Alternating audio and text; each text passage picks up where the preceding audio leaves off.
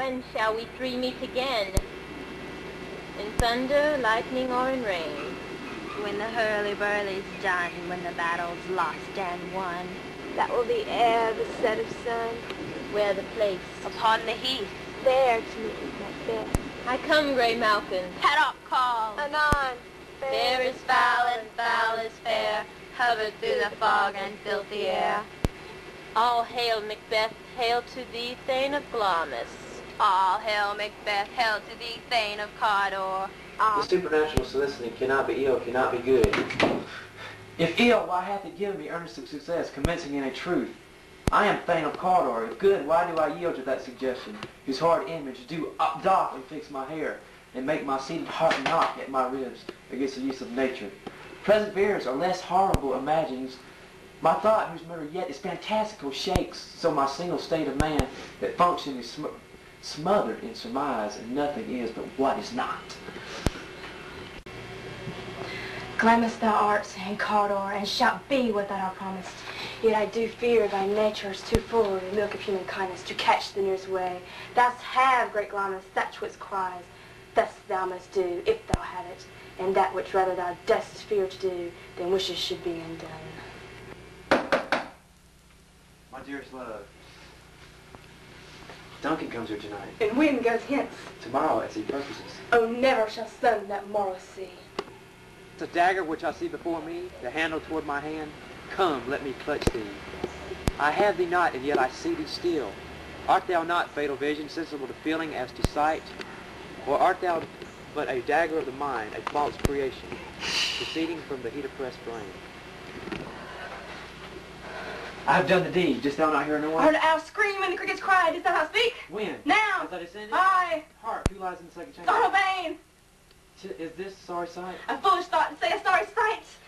One cried, God bless us, and amen. The other, as they had seen me with these hangman's hands. Oh, get on your nightgown, lift this from your thoughts.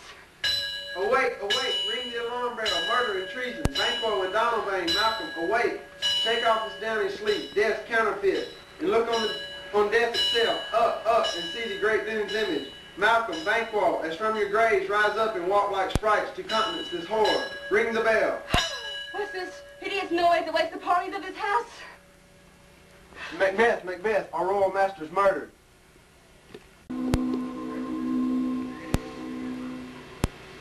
Thrice the blinded cat hath mewed.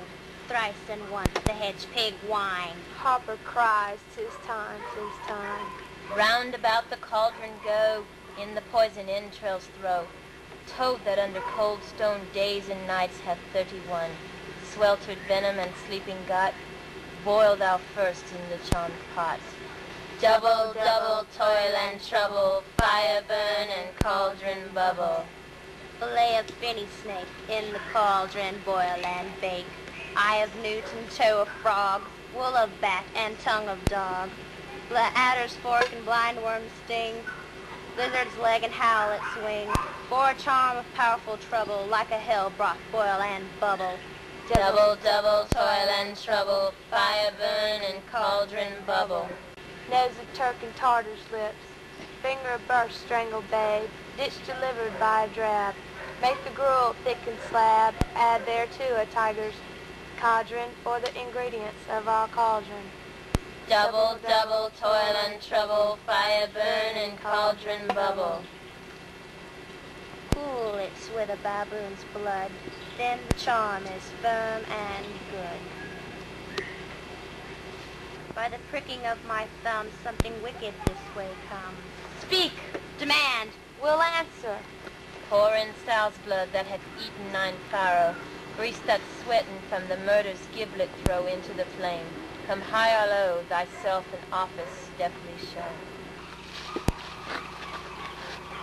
He knows thy thoughts, hear his speech, but say thou not. Macbeth, Macbeth, Macbeth, beware Macduff, beware the Thane of Fife. Dismiss me, enough. He will not be commanded. Here's another more potent than the first. Macbeth! Macbeth! Macbeth! Be bloody, bold, and resolute. Laugh to scorn the power of man, for none of woman born shall harm Macbeth. Be lion-mettled, Proud and take no care who chafes, who frets a work inspirers are. Macbeth shall never vanquished be until great Burnham Wood to high Dunsinane Hill shall come against him. Seek to know no more. I will be satisfied. Deny me this, and an eternal curse fall on you. Let me know why sinks that cauldron, and what noise is this? Show his eyes and grieve his heart. Come like shadows, so depart. Aye, my sir, all this is so, but why stands Macbeth thus amazedly? Come, sisters, cheer we up his spirits and show the best of our delights. I'll charm the air to give a sound while you perform your antic round, that this great king may kindly say our duties did this welcome pay. Where are they gone? Let this pernicious hour stand, accused in the cauldron. But Macbeth is. Great tyranny, lay thou basis sure. For goodness, dare not check thee. Wear thou thy wrong. The title is affirred. Fare thee well, Lord. I would not be the villain that thou thinkest for the whole space that is in the tyrant's grasp, and the rich each to boot. Not in the horrid hell can come a devil more damned than evils to top Macbeth. We are coming thither. Gracious England hath led us good seaward, and 10,000 men, an older and a better soldier none than Christendom gives Just us. found out that his child and wife have been murdered, and suspicion falls upon Macbeth. I cannot but remember such things were, that were most precious to me. Did heaven look on and would not take their part, sinful Macduff, they were all struck for thee, not for that what I am, not for their own demerits, but for mine fell slaughter on their souls. Heaven rest them now. Be this the whetstone of your sword. Let grief convert to anger. Blunt not the heart, enrage it. Oh, I could play the woman with mine eyes, and the braggart with my tongue, but gentle heavens cut short all intermission. Front to front bring thou this friend of Scotland and myself. With my sword link set him. If he escape, heaven forgive him too. This tune goes manly. Come, we go to the king. Our power is ready. Our lack in nothing but our leave. Macbeth is ripe for shaking, and the power above put on their instruments. Receive what cheers you may. The night is long, and never finds the day. Castle soldiers advancing outside the castle. Out our banners on the outward walls, the cry is still they come. Our castle strength will lot a siege to scorn. Here let them lie till famine and the ague eat them up. Were they not forced with those that should be ours, we might have met them therefore, beard to beard, and beat them backward home. What is that noise? It is the cry of a woman, my lord. I have almost forgot the taste of fears. I have soup full with horrors. Direness familiar to my slaughternous thoughts cannot once start me. The queen, my lord, is dead. She should have died hereafter. There would have been a time for such a word. Always is, tyrant, show thy faith.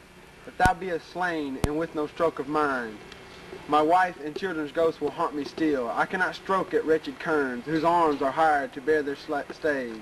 Either thou, Macbeth, or else my sword with an unbattered edge I sheath again undeeded. There thou shouldest be. By this great clatter, one of the greatest notes seems bruited. Let me find him, fortune, and more I beg. Play the Roman fool and die upon my own sword. Whiles I see lives, the gashes do better upon them. Turn, hellhound, turn. Of all men I avoided thee. Get back.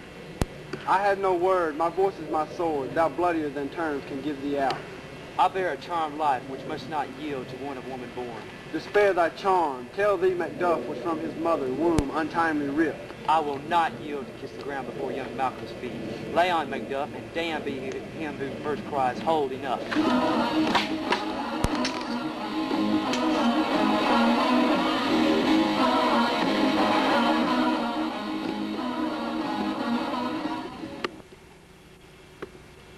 Spend a large expense of time before we reckon with our several loves and make us even with you.